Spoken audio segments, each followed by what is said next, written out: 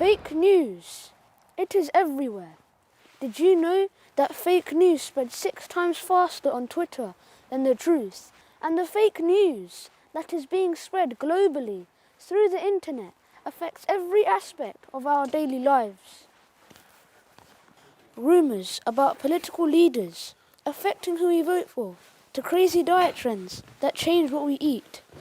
All of these are influenced by the information we consume from online mediums, and much of it is false. What is fake news?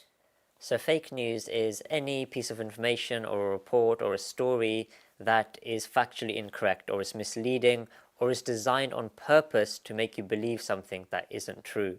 And the recent examples are about the COVID vaccine, that it will implant a chip in your body, or that COVID was caused by 5G technology. Now, all of these are untrue. Why is there so much of it? Well, there's so much fake news because somebody has something to gain from it by making fake news. And so that could be a politician who wants to tarnish the reputation of his opponent, or it might be somebody who wants to make money by clickbait and on websites. How does it spread? So it spreads by you and me and by anyone who has a mobile phone.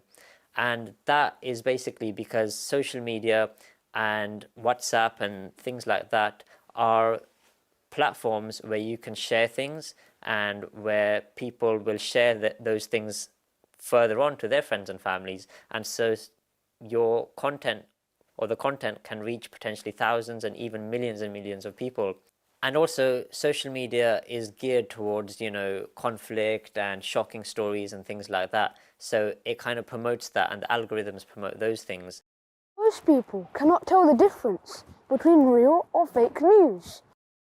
How can we tell if something is fake? So if you look at something and it sounds really unbelievable or exaggerated, then it probably is. So just take a step back and try to analyze whether you think that might be fake news. Ask yourself a few questions. So that is, where did this story come from? What is its source? Who's written it? And also, does it provide any solid evidence or hard facts? Does it give any facts or figures? Does it link to a more reputable institution? Or does it quote anyone? And also, does it have any pictures or videos to back it up? But also check if it's being reported widely elsewhere by major news organizations and people you know that you can trust.